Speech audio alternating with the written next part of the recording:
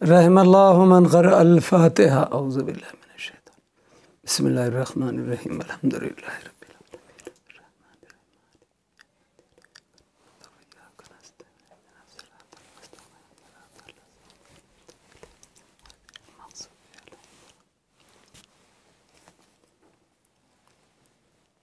اللہم صلی علی محمد۔ مومنین، ایک مرتبہ سورہ الحم اور 3 مرتبہ سورہ توحید پڑھ کر مرحومہ حاجیانی نور بانو بائی مرحومہ حاجیانی نور بانو بائی اور جیوراج بھائی گینگ جی مرحوم حاجی حسین بھائی رتنانی اور رتنانی فیملی کے تمام مرحومین، ان سب کے لیے ایک مرتبہ سورہ الحم 3 مرتبہ سورہ توحید پڑھ کر بخش دیں۔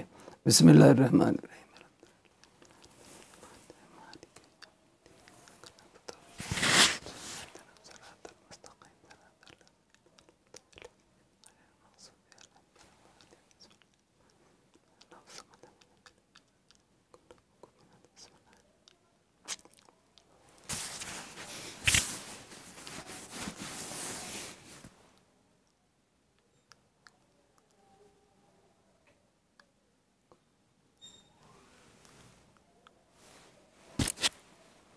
حسبنا اللہ نعم الوکیل نعم المولا و نعم النصیر تبارک اللہ احسن الخالقین ولا حول ولا قوة الا باللہ العلی العظیم اعوذ باللہ السمیع العلیم من الشیطان اللعین الرجیم بسم اللہ الرحمن الرحیم الحمد للہ رب العالمین والصلاة والسلام علی اشرف الانبیاء والمرسلین سیدنا و نبینا و شفیع ذنوبنا مولانا ابی القاسم محمد اللہم صلی علی محمد و آل محمد وعلی آلہ الطیبین الطاہرین المعصومین المظلومین الغر المیامین لا سیما الامام المبین بقیت اللہ الاعظم فی الارض اجمعین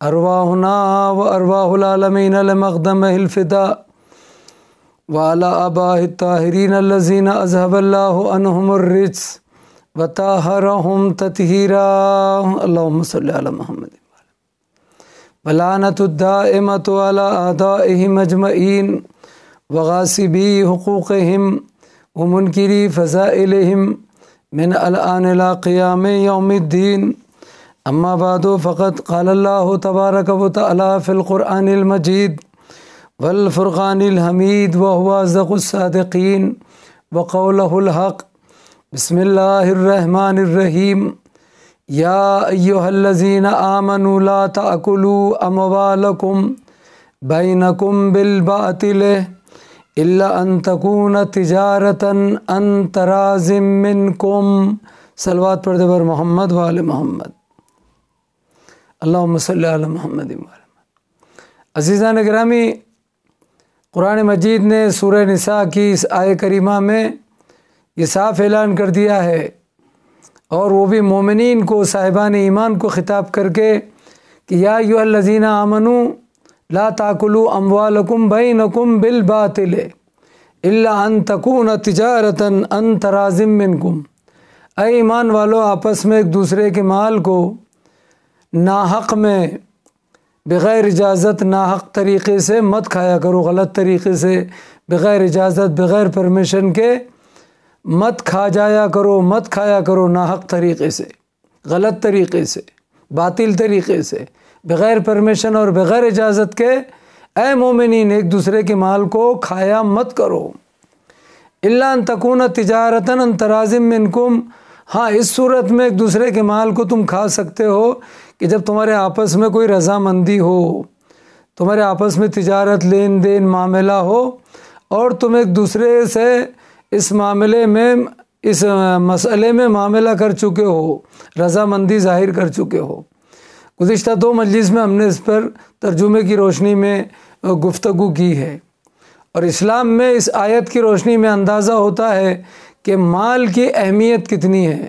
اہمیت سے مراد یعنی ایک دوسرے کے مال کی، کیونکہ جو اسلام ایک دوسرے کے مال کو چھونے کو بھی بغیر اجازت، چھونے ہاتھ لگانے کو بھی ناجائز قرار دیتا ہے۔ جائز نہیں ہے بغیر اجازت کسی چیز کو، کسی چیز کو ہاتھ لگانا، چھونا، یعنی ہاتھ لگانا۔ اکثر دیکھیں کتب خانے، لائبریری میں یہ اعلان لکھا ہوا ہوتا ہے، اسٹیکر لگا ہوتا ہے، جہاں کتابوں کی بکس کی لائبریری ہوتی ہے، کتاب خانہ ہوتا ہے، کہ خبردار بغیر اجازت کسی کتاب کو ہاتھ نہ لگائیں۔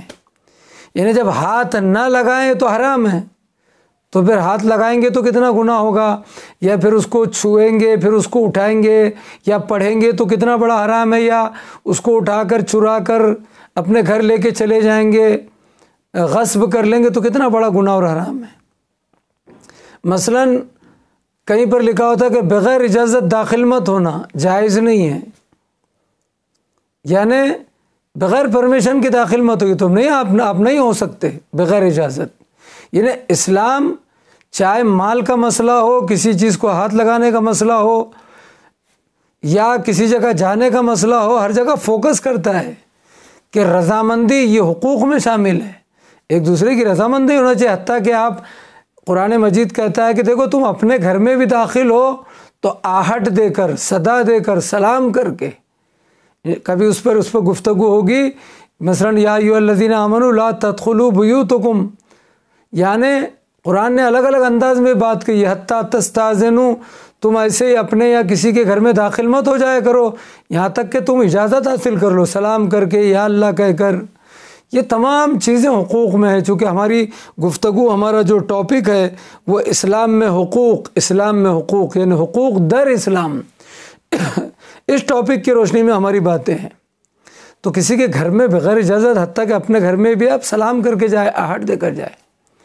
ذرا سوچنے کی بات ہے کہ اسلام یہاں تک کہتا ہے، قرآن و اہل بیت یہاں تک فرماتے ہیں کہ جہاں آپ اپنے گھر میں بھی صدا دے، یا اللہ کہے، سلام کرے، بیل بجائیں، تاکہ اہل خانہ الرٹ رہیں، تو پھر آپ دوسرے کے گھر میں بغیر اجازت کیسے جا سکتے ہیں؟ اسلام منع کرتا ہے کہ دوسرے کے مال کو چھو بھی مت، تو پھر کھا کیسے سکتے ہیں؟ یہاں تو قرآن کی آیت موجود ہے کہ لا تاکلوا اموالکم، ایک دوسرے کے مال کو بغیر پرمیشن ناحق طریقے سے آپ کھا نہیں سکتے۔ وہ اسلام کہتا ہے کسی چیز کو، کتاب کو، بک کو چھو نہیں سکتے، تو آپ یوز کیسے کر سکتے ہیں؟ کوئی بھی چیز ہو کسی بھی فیلڈ میں، جب تک مالک کی رضامندی نہ ہو۔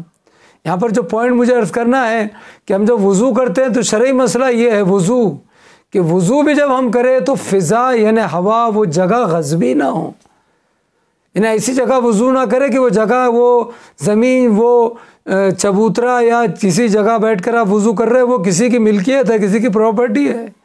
آپ کسی کے آنگن میں، کسی کے گھر میں جا کے وضو تک نہیں کر سکتے۔ وہ فضا، وہ علاقہ غصبی نہیں ہونا چاہیے، وہ یا تو مالک کی اجازت ہو، یا آپ کی ملکیت ہو، یا پھر وہ جگہ کامن ہو جو تمام پبلک، عوام اور جنتا کے لیے عام ہو۔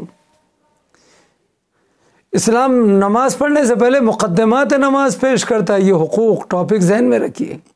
نماز پڑھنے سے پہلے مقدمات نماز ہے، اپنا جسم، بدن پاک ہو، اپنے کپڑے پاک ہو، لباس غصبی نہ ہو، قبلے کا تعین ہو، ہے نا، باوضو ہو۔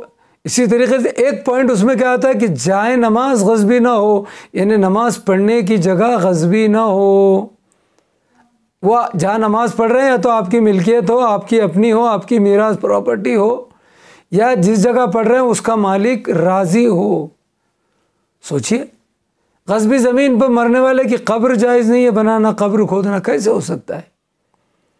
اسلام کہتا ہے کہ غصبی کفن دینا میت کو جائز نہیں ہے، یعنی غصب کرنا کسی کے مال پر، کسی کی ملکیت پر، کسی کی چیز پر، اسلام اس سے سختی سے انکار کرتا ہے اور وہاں پر حرام کی مہر لگاتا ہے۔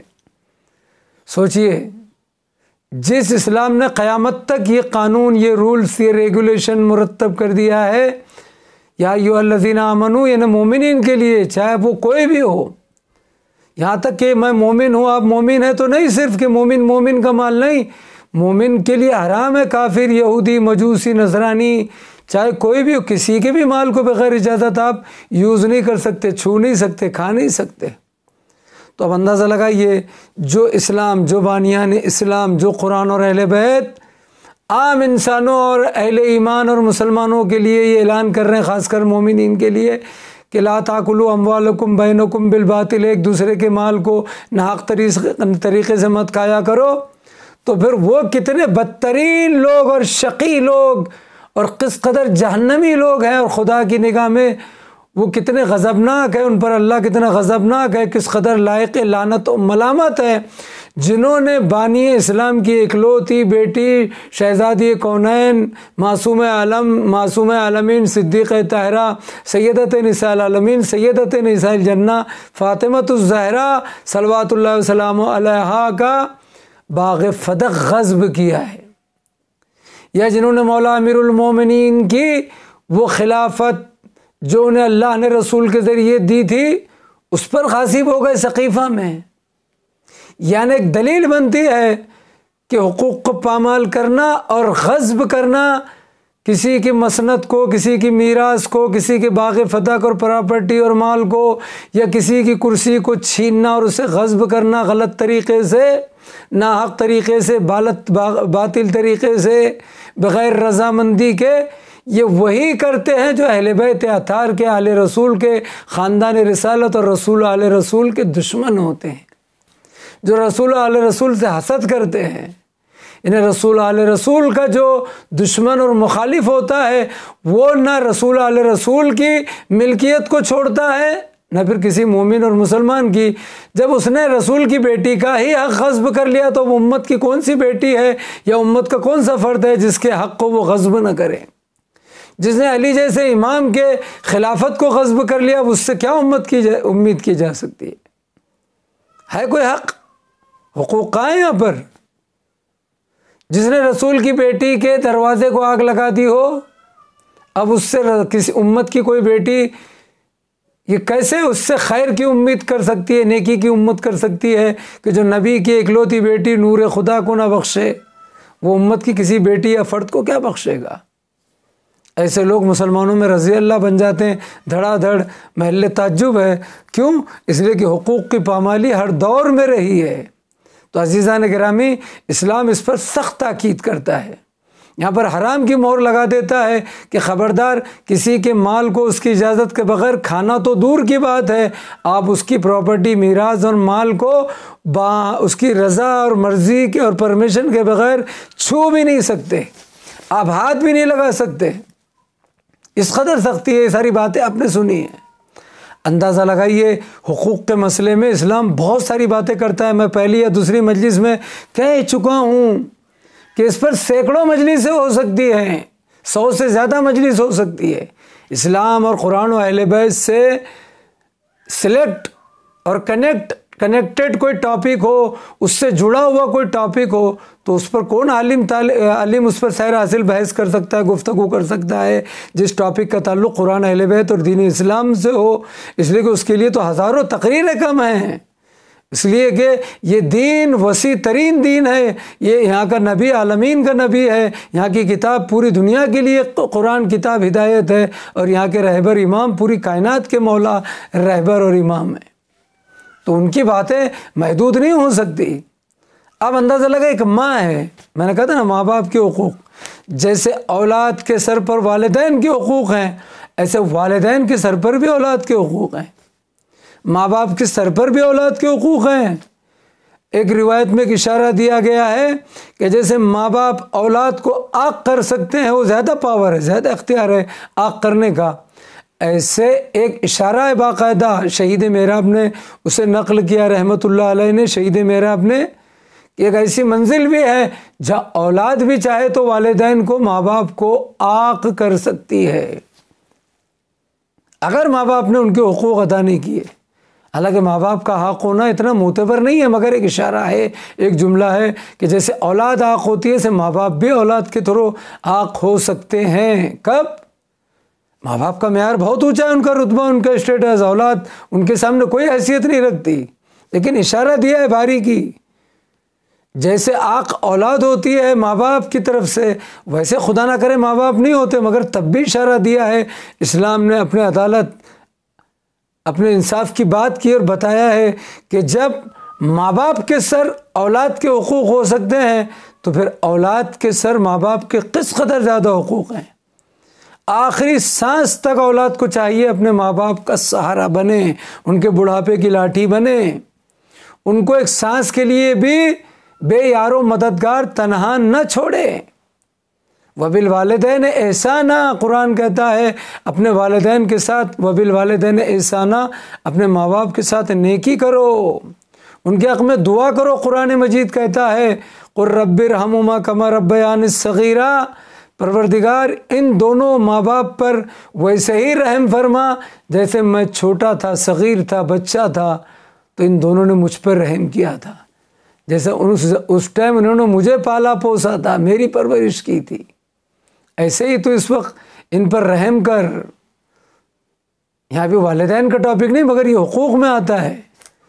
تو اولاد کے زیادہ حقوق ہیں، لیکن ماں باپ کے سر بھی اسلام حقوق بتاتا ہے اولاد کے۔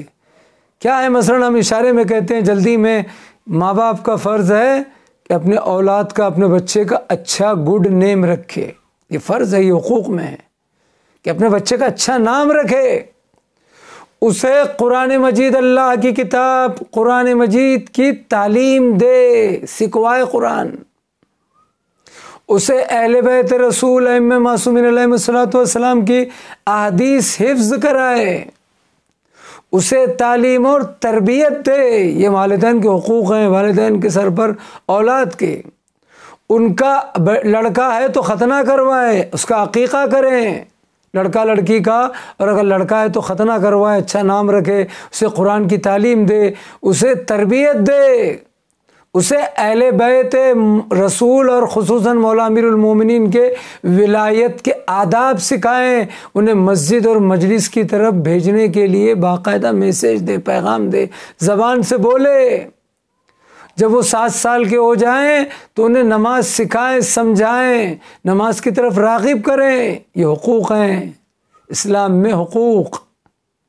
اس کے بعد جب وہ ممیز سمجھدار ہونے لگے، نماز نہ پڑھے تو ان پر سرزنش کرے، لکڑی اٹھائے، ہاتھ اٹھائے، کھانا نہ دے، الگ الگ مراحل ہیں، اپنی ناراضگی ظاہر کرے، تاکہ ہر حال میں والدین اپنے حقوق اس انداز میں ادا کرے کہ یہ اولاد اللہ رسول امام کے قریب ہو اور اللہ رسول امام کی وفادار ہو جائے گی، اور والدین اپنے حقوق اس طریقے سے ادا کریں گے تو یہی اولاد بڑھاپے میں ماں باپ کی لاٹھی بنے گی، سہارا بنے گی، حقوق بھی ادا کرے گی، اور مرنے کے بعد ان کو ایصال ثواب کرے گی، مرنے کے بعد ان کو یاد کرے گی، ان کو سورہ فاتحہ پڑھے گی، ان کو قرآن پڑھے گی، ان کی قبر پر پانی ڈالے گی، ان کی قبر پر اپنی انگلیوں کو گاڑ کر سورہ الحمد، سورہ توحید 7 مرتبہ، سورہ انا انزلناہ اور قدر پڑھے گی۔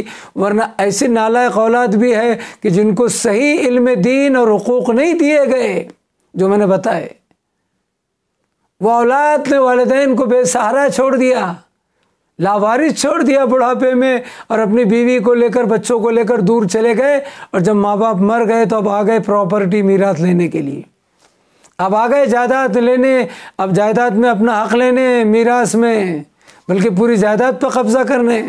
ہم نے خود دیکھا ہے کتنی ایسی نالائق اولاد ہوتی ہے جو اپنے والدین کی پراپرٹی میراث تو لے لیتی ہے، لیکن کبھی ان کو ایصال ثواب، مجلس، قرآن خوانی، فاتحہ خوانی نہیں کرتی، کبھی برسی نہیں کرتی، کبھی ان کے لیے مجلس حسین منعقد نہیں کرتے۔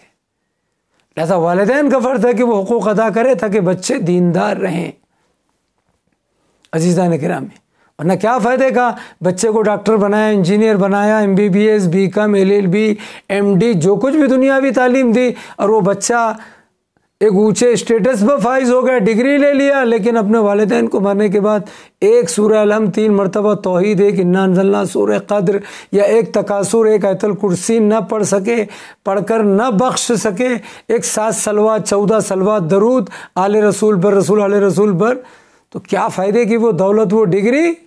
لیکن وہی غریب والدین کامیاب ہے جن کا بچہ ان کی زندگی میں بھی نیک صالح ہو اور مرنے کے بعد بھی نیکوکار رہے، نیک صالح رہے، یہ سب سے بڑی کامیابی ہے۔ میں اکثر اپنی مجلسوں میں ایک بات کہتا ہوں، وہ شادی کامیاب نہیں ہے۔ شادی جو ہوتی ہے، شادی، نکاح، ریسیپشن، منڈپ، ڈیکوریشن، کھانے، اچھے اچھے کپڑے، جہیز، ارے بھائیوں، شادی اسلام میں تو صرف 3 چیزوں کا نام ہے۔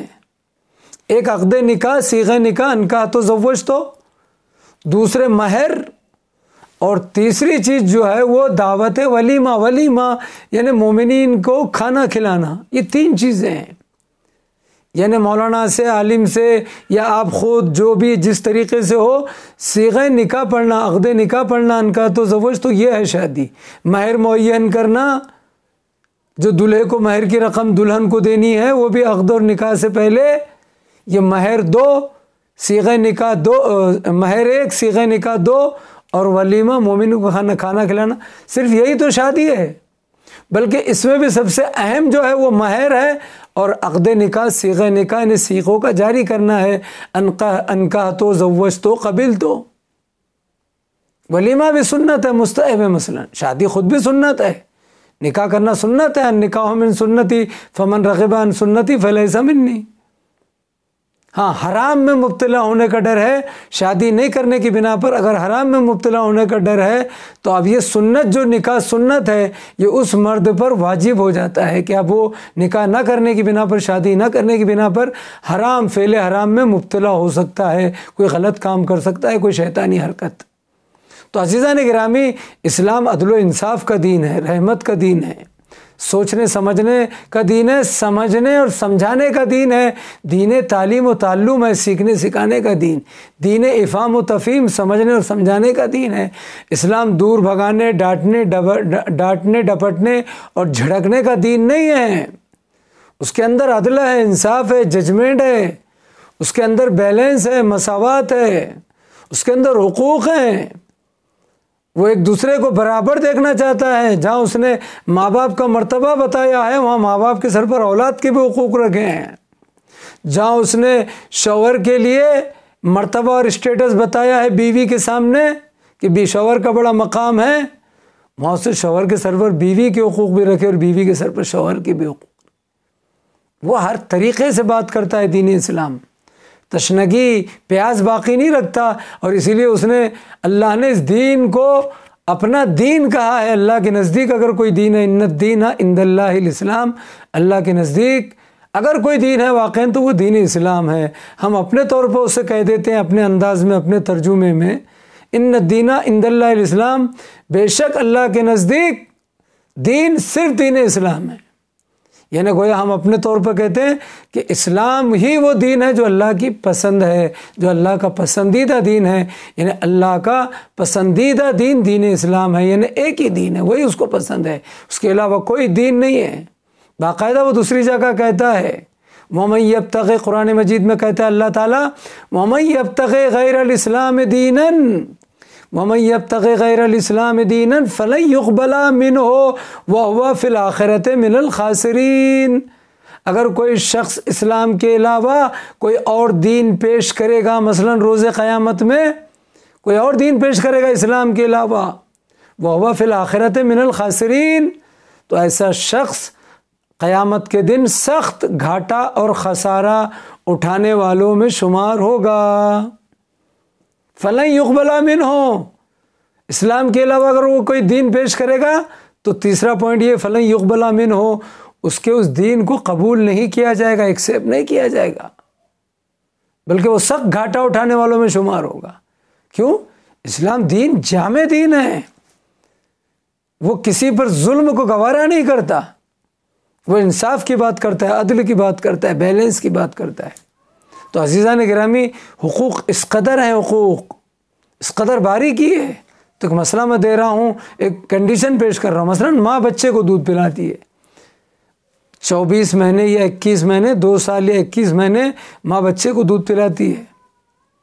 پیغمبر اسلام کی حدیث ہے، فرمان ہے کہ برائے شیر خار ہیچ غذائی بہتر شیر مادر نیس، دودھ پیتے بچے کے لیے ماں کے دودھ سے بہتر کوئی غذا نہیں ہے۔ برای شیرخوار هیچ غذایی برای شیرخوار هیچ غذایی بہتر از شیر مادر نیست. دودھ پیتے بچے کے لیے ماں کے دودھ سے بہتر کوئی غذا نہیں ہے دنیا میں. یہ پیغمبر اسلام جو وحی کی روشنی میں کلام کرتے ہیں. یعنی جو بچہ روایت میں ہے یہاں تک کہ جو بچہ ماں کا دودھ نہیں پیتا، ڈبے کا دودھ پیتا ہے یا اس طریقے سے بڑا ہوتا ہے، وہ جوانی میں جلدی کمزور ہوتا ہے، زیادہ بیمار ہو جاتا ہے. اور جو پورے 21 مہینے 24 مہینے اپنی ماں کا دودھ پیتا ہے بغیر عذر شرعی، بغیر مجبوری کے، تو وہ صحت مند رہتا ہے. وہ تو الگ بات ہے کہ سب چیز اللہ کے ہاتھوں میں، لیکن ایک اشارہ دیا، ایک چیز سمجھائیے. مثلا رات میں بیٹھ کر پانی کیوں اسلام کہتا ہے؟ کیوں؟ یہ حقوق میں ہے. رات میں کھڑے رہ کر پانی مت پیو، اس سے عمر کم ہو جاتی ہے، مکروہ ہے. حالت نجاست میں کچھ مت کھاؤ، مکروہ ہے. غسل کر لو، وضو کر لو، کیونکہ اس کے کچھ اثرات ہیں، کچھ اثر پیدا ہوتا ہے، کچھ غلط چیزیں سامنے آ سکتی ہے، ہوتا ہے. اسلام کسی چیز کو واجب کہتا ہے، کسی چیز کو حرام، کسی چیز کو مستحب، کسی چیز کو مکروہ، مباح، تو اس کا ریزن ہے، سبب ہے، علل ہے، اسباب ہے. بغیر سبب اور ریزن کے کوئی بھی بات اسلام میں نہیں. ہر چیز کا ایک سبب ہے. ہمیں علم نہیں ہے وہ الگ بات ہے. وہ ہر طریقے سے حقوق کی رعایت کرتا ہے. ماں بچے کو دودھ پلاتی ہے نا، 21 مہینے 24 مہینے یعنی 2 سال تک حکم بھی ہے، اس سے زیادہ نہ پلائے، لیکن اس سے کم بھی نہ پلائے. کم سے کم 21 مہینے یا 24 مہینے 2 سال تک اسے دودھ پلائے. مجبوری ہے، عذر شرعی ہے، حالات ہے، تو اللہ ذمہ دار ہے. ویسے بھوکے رہنا اسلام میں جائز نہیں ہے، جس سے ہلاکت کا ڈر ہو. بھوک پیاس اسلام قبول نہیں کرتا کہ آپ بھوکے رہو، پیاسے رہو. اور اگر اس بھوک اور پیاس جان بوجھ کے رہیں گے بھوکے پیاسے اور ہلاک ہو گئے تو یہ خودکشی، سوسائڈ شمار ہوگا. اسلام ایسی بات کرتا ہے. اگر آپ بیمار ہیں، اگر آپ کو معلوم ہے دوائی نہیں کھاؤں گا تو میں ہلاک ہو جاؤں گا، تو دوائی کھانا چاہیے. اور اگر دوائی نہیں کھائی جبکہ کھانا چاہیے تھا، اور ہم نے دوائی نہیں کھائی، دوائی نہیں لی، علاج نہیں کیا اور ہم مر گئے، تو یہ ہلاکت شمار ہوگی، یہ سوسائڈ شمار ہوگا. اس قدر اسلام باریکی سے بات کرتا ہے، کس قدر حقوق کی رعایت کرتا ہے، کس قدر کسی پہ ظلم کو گوارا نہیں کرتا. یہ ماں بچے کو دودھ پلاتی ہے نا، آپ اندازہ لگائیے، ماں بچے کو دودھ پلاتی ہے. ایک اشارہ دے رہا ہوں جو روایات میں ہے، جس پہ علماء باقاعدہ تحریر کرتے ہیں، علماء پڑھتے بھی، بزرگ علماء قرآن و اہل بیت کی روشنی میں. ماں بچے کو دودھ پلا رہی. اب مثلا بچہ رو رہا ہے، کسی بھی بنا پر، بھوک لگی ہو، اسے کسی چیز کی تکلیف ہو رہی ہو، اس کے پیٹ میں شکم میں درد ہو رہا ہو، کسی کیڑے نے اسے کاٹ لیا ہو، کسی بھی ریزن بنا پر بچہ روتا ہے، تو ماں فوراً لے لیتی ہے، ماں ہے. لیکن یہاں ہمارے مذہب دین اسلام اور خاص کر مذہب تشیع میں دیکھیے حقوق. اگر یہ ماں قرآن مجید پڑھ رہی، جو اللہ کی کائنات کی، دنیا عالمین کی سب سے بڑی کتاب ہے، نبی کا معجزہ، اہل بیت کا ساتھی، اور جس کا پڑھنا عبادت اور تاکید ہے، اگر وہ ماں قرآن پڑھ رہی ہے، مثلا ماہ رمضان میں زیادہ پڑھا جاتا ہے قرآن، ماہ رمضان المبارک میں قرآن زیادہ پڑھا جاتا ہے. ماں قرآن پڑھ رہی، بچہ رو رہا ہے، قرآن پڑھ رہی، بچہ رو رہا ہے، نہ دودھ پلاتی ہے، نہ اس کی طرف رغبت کرتی ہے. ہوتا ہے ایسا عموماً. ایک میسیج ہے، اگر کسی گھر میں ایسا ہوتا ہے تو توجہ دیں. علماء یہ کہتے ہیں، باقاعدہ اشارہ روایت میں نے ہوم ورک کیا ہے کہ ماں جو قرآن پڑھ رہی ہے تو وہ گنہگار ہوگی اس بنا پر کہ اس کا بچہ رو رہا ہے. اس لیے کہ اسلام ایسی عبادت کو ایکسیپٹ نہیں کرتا ہے جس میں کسی کو تکلیف ہو، کسی کو اذیت پہنچے، کسی کا حق پامال ہو، چاہے وہ تمہاری اولاد ہو، چاہے سامنے کوئی جانور ہی کیوں نہ ہو. کیوں نہیں کہتا اسلام کہ اگر آپ وضو کریں، آپ کے سامنے پانی ہے، وضو کرنا ہے، لیکن ایک بکری پیاسی مر جائے گی، آپ کو یہ معلوم ہے، علم ہے، ہمارے فقہاء علماء کہتے ہیں، فتاویٰ میں، مسائل میں ہیں نائبین امام کے، کیا ہم کو یقین ہے کہ اگر میں اس وضو سے پانی کر لوں گا پانی بچے گا نہیں. تو اگر اس پانی سے وضو کر لوں گا، اس پانی سے، مجلس آن لائن ہے تو ایسا ہی ہوتا ہے، زبان لکنت کھاتی ہے. اگر اس پانی سے میں وضو کر لوں گا تو یہ بکری پیاسی مر جائے گی. تو یہاں اسلام کہتا ہے کہ تم اس پانی سے وضو مت کرو، بلکہ اس پانی کو اس بکری کو پلاؤ جو جانور ہے.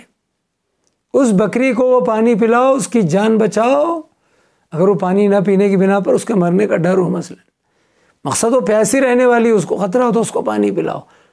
اگر تمہارے پاس وقت ہے تو پانی کا انتظام کرو، دوسرا پانی لاؤ، وضو کرو، ورنہ اگر وقت تنگ ہے تو تیمم کر کے نماز پڑھو۔ یہ اسلام کا ہے، اس پہ تفصیلی بات نہیں کر رہا ہوں۔ انہیں حقوق مولا امیر المومنین کی 19 رمضان کی مثال دے چکا ہوں، مرغابیہ کی۔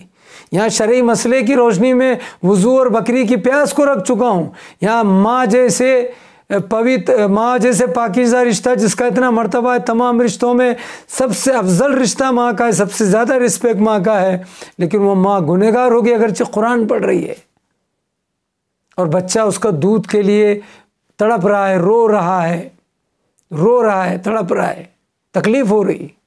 یہ کیا ہے؟ یہ عدل و انصاف نہیں، یہ حقوق نہیں ہے، یہ رعایت نہیں ہے حقوق کی۔ تو جو اسلام جانوروں کے حقوق کی بات کرتا ہے تو پھر اسلام انسان کے حقوق کو کس قدر تاکید کرتا ہے۔ پھر اسلام انسان میں مسلمان میں مومن، اور پھر مومن میں امیر المومنین، پھر امیر المومنین کے حقوق، امیر المومنین کا کیا مرتبہ ہوگا پھر امیر المومنین کا، ہم اس کو سمجھ بھی نہیں سکتے۔ پھر کیا مرتبہ ہے آل محمد کا، ہمارے سر پر اہل بیت کے کتنے حقوق ہیں، آل محمد کے کتنے حقوق ہیں، اللہ کے حقوق ہیں، رسول کے، امام کے، پیغمبر کے، 12 امام کے، شہداء کربلا کے، والدین کے ہیں، بھائیوں بہنوں اولاد کے، پڑوسی کے، ہندو مسلمان سکھ عیسائی کے، جانوروں کے، گھر میں پلے ہوئے جانوروں کے، بکری مرغ کبوتر مرغ مرغی بکریاں، سب کے حقوق ہیں۔ بازار میں مارکیٹ میں ہر جگہ کے حقوق بتا دیے گئے ہیں۔ مسجد میں جا رہے ہیں تو مؤذن کے حقوق کتابوں میں ہے، پیش نماز جو نماز پڑھاتا ہے اس کے حقوق کتابوں میں موجود ہے، استاد کے حقوق شاگرد پر ہیں، شاگرد اسٹوڈنٹ کے سر پر استاد کے حقوق ہیں۔ ہر رخ سے اسلام نے بات کی ہے، باقاعدہ ہمارے امام نے اس پر فوکس کیا ہے۔ تو پھر سب سے عظیم مخلوق اور خاندان خدا کی خدائی میں تو آل محمد ہیں، اہل بیت اطہار ہیں، ان کے کس قدر حقوق ہیں، کس قدر عظمت ہے ان کی۔ یاد رکھیے اہل بیت کے مسئلے میں ان کی مودت اور محبت کے معاملے میں کسی کو بھی نہیں بخشا جائے گا، کوئی بھی ہو، اہل بیت کے مسئلے میں چھوٹ ہے ہی نہیں ولایت میں۔ میں نے اشارہ دے چکا ہوں، ایک آدھی 6 مہینے کی نماز اگر چھوٹ جائے تو بخشش ہے، جنت جائے گا۔ اس کا یہ مقصد نہیں کہ آپ نماز نہ پڑھیں اور ایسی حرکت کریں۔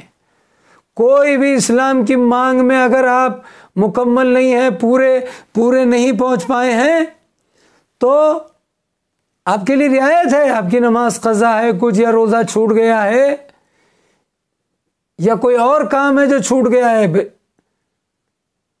تو آپ کے لیے جنت ہے، آپ کی بخشش ہے، بھلے وہ پینلٹی دینا پڑے، گناہوں کا بھگتان دینا پڑے، کچھ دن جہنم میں رہنا پڑے، لیکن اہل بیت کی محبت کے معاملے میں قدرت پروردگار عالم کوئی سمجھوتا نہیں رکھتا۔ یہ قرآن و اہل بیت کی روشنی میں، تمام علماء فقہ مراجعین کی روشنی میں یہ مسلم طے شدہ بات ہے، حتیٰ کہ اہل سنت علماء، سنی علماء بھی ان باتوں کو بیان کرتے ہیں باقاعدہ۔ جنت تو دور کی بات، جنت کی خوشبو بھی نہیں سونگھ پائے گا، جہنم بنی ہی ہے اہل بیت کے دشمن کے لیے۔ اب وہ الگ بات ہے کہ جو نافرمان ہے، جو بے دین ہے، بد عمل ہے، وہ کہاں جائیں جب جنت میں نہیں جائیں گے، تو پھر ان کو کہیں نہ کہیں تو بھیجنا ہوگا، لہذا جہنم بنی ہے۔ اس لیے کہ جنت اللہ نے بنائی ہے، لیکن جنت کی سرداری صرف ایک گھرانے کو دی گئی ہے۔ میرا چیلنج اور دعویٰ ہے ایک طالب علم کا، خدا کی قسم، جناب آدم نبینا علیہ السلام کا لقب کیا تھا؟ صفی اللہ، صفوت اللہ، صفی اللہ، منتخب کیے گئے تھے۔ ان اللہ اصطفیٰ آدم، اللہ نے آدم کو منتخب کیا، خلیفہ بنایا۔ انی جاعل فی الارض خلیفہ، وقال ربک للملائکۃ انی جاعل فی الارض خلیفہ۔ جب اللہ نے اپنے ملائکہ کے بزم میں ملائکہ سے کہا کہ میں زمین پر اپنا خلیفہ بنا رہا ہوں، تو یہ پہلے خلیفہ آدم علیہ السلام تھے، جن کا لقب صفی اللہ تھا۔ آدم اللہ کے خلیفہ تھے، خلیفۃ اللہ تھے، صفی اللہ تھے، منتخب تھے۔ آدم، آپ اندازہ لگائیے، جناب آدم یہ اللہ کے خلیفہ ہیں نا، کیا مرتبہ ہے ان کا، نبی بھی ہیں، خلیفۃ اللہ بھی ہیں، منتخب ہیں۔ اس کے بعد جناب داؤد بھی نبی ہیں، جناب داؤد بھی اللہ کے خلیفہ ہیں، قرآن میں نبی تو ہیں لیکن خلیفۃ اللہ میں بھی شامل ہیں۔ جناب ہارون، موسیٰ علیہ السلام کے جانشین جناب ہارون بھی نبی تھے اور خلیفۃ اللہ بھی تھے۔ اور قرآن میں چوتھے خلیفہ جو ہیں وہ مولا امیر المومنین ہے، جن کی خلافت کا اعلان ہوا ہے۔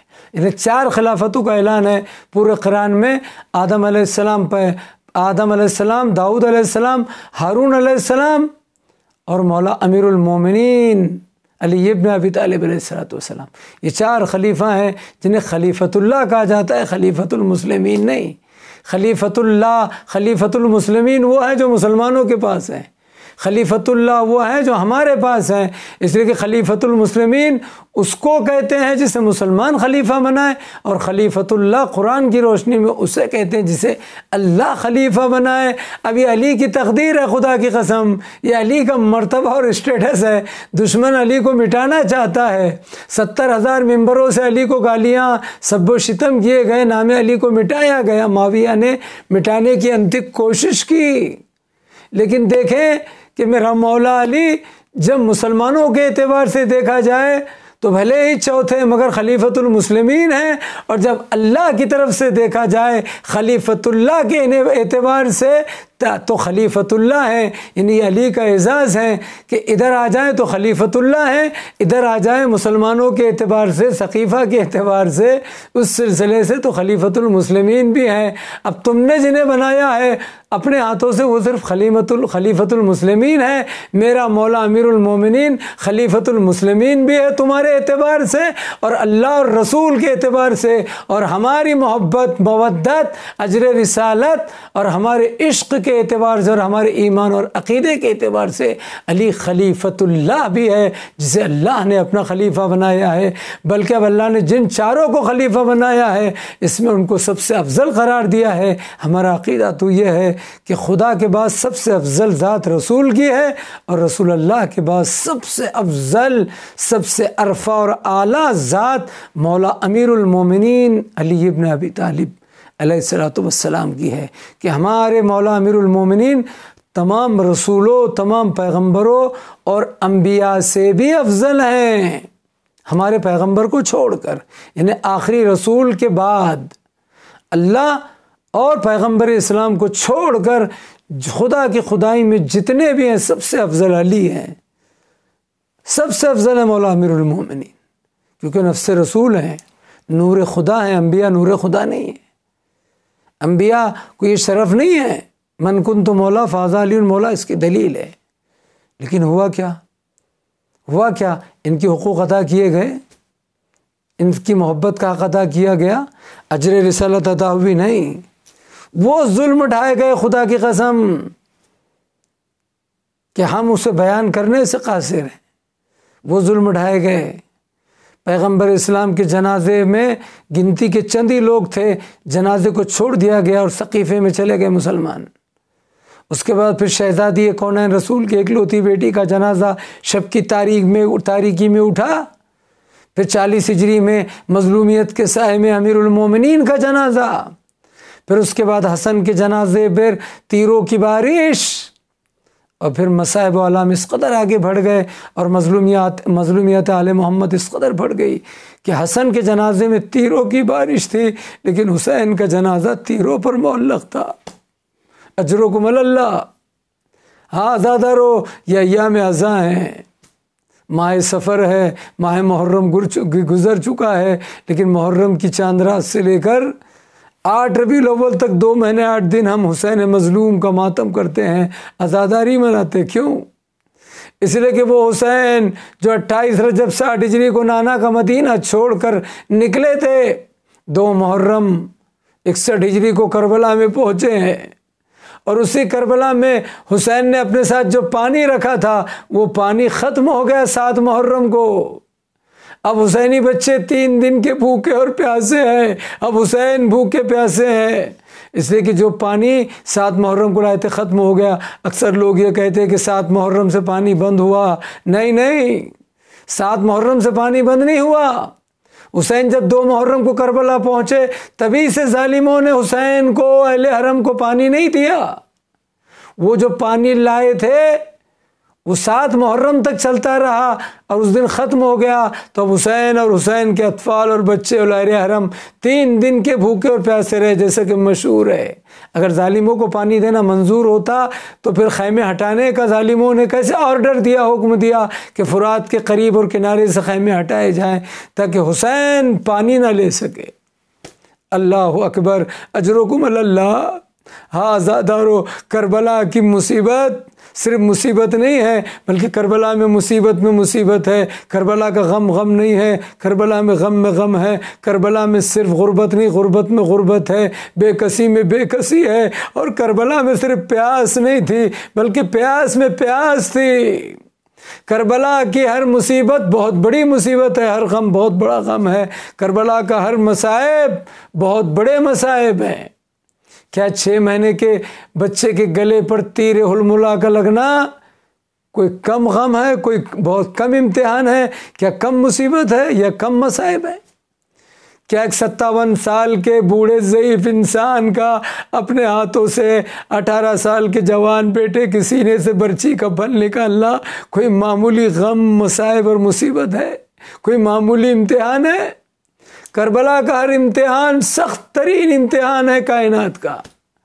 اصغر کے گلے میں 6 مہینے کے بچے میں تیر کا لگنا، 18 سال کے علی اکبر کے سینے میں برچھی کا پھل اس کا نکالنا، زندگی میں قاسم کا 14 سال کے شہزادے کا لاشا پامال ہونا، علمدار کربلا کے بازو کٹ کے ارے لاشا فرات پر چھوڑ دینا، اور یہ وصیت عباس کا کرنا کہ مولا میرے لاشے کو خیمے تک مت لے جائیے گا، اجرکم اللہ، کیونکہ میں سکینہ سے شرمندہ ہوں۔ عزادارو، آج کی مصائب میں بس اتنا سن لے، یقیناً آپ کے آنسو رواں ہوں گے، خدا آپ کو کوئی غم نہ دے سوائے غم آل محمد کے، لیکن اتنا سن لے کربلا کا ہر شہید ہے، مگر کربلا میں عباس علمدار ہے، اس لیے کہ علی اکبر آئے تھے تو ماں بہنوں اور پھپھیوں سے رخصت ہوئے تھے، قاسم آئے تھے تو ماں بہنوں اور پھپھیوں سے رخصت ہوئے تھے، قریب کربلا کا ہر شہید مولا حسین سے اجازت لینے کے بعد اپنے اپنے خیموں میں آ کر سب سے اجازت لیتے تھے، لیکن جب یہ خبر خیمے میں پہنچی کہ اب علمدار حسینی بھی جا رہا ہے تو زینب سے رہا نہ گیا، جاتے ہوئے شیر کو آواز دی۔ عباس نے پلٹ کر دیکھا، شہزادی کیوں پکار رہی ہے؟ کہا بھیا جاؤ، خدا حافظ۔ ارے جانے سے نہیں روکتی، مگر اتنا سن لو 21 رمضان کی تاریخ تھی کہ بابا علی میرے بازوؤں کا بوسہ لے رہے تھے۔ میں نے بابا سے پوچھا، بابا یہ بازوؤں کا بوسہ لینے کا کیا سبب ہے؟ تو میرے بابا علی نے کہا تھا زینب تمہارے بازوؤں میں رسن بندھے گی۔ ارے مجھے یقین تو تھا کہ جب بابا نے کہا ہے تو رسن بندھے گی اور ضرور بندھے گی، اجرکم اللہ۔ لیکن عباس، بھیا عباس، جب یہ خیال آتا تھا مجھے کہ جس بہن کا بھائی عباس جیسا ہو بھلا کس کی مجال ہے کہ اس بہن کے بازوؤں میں رسن باندھے، جاؤ بھیا جاؤ، خدا حافظ، میں تمہیں نہیں روکتی۔ ہاں زادارو، عباس گئے، فرات پر پہنچے، مشکی زبرہ پانی لے کر چلے۔ ارے ظالم نے عباس کا ایک بازو قطع کیا، پھر دوسرا بازو، پھر مشکیزے پہ تیر لگا۔ عباس واپس پلٹے، کسی نے گرز مارا، عباس گھوڑے سے زمین پر آئے، حسین نے کمر تھام لی، الان انکسرا ظہری۔ ارے حسین عباس کے لاشے پہ پہنچے، عباس نے جملہ کہا، مولا میرے لاشے کو خیمے تک نہ لے جانا، میں شرمندہ ہوں، میری سکینہ پیاسی ہے، اس لیے کہ مجھے یہ جملہ کہنے دیجئے، اسی لیے تو زینب نے کہا تھا جاؤ بھیا عباس، جانے سے نہیں روکتی۔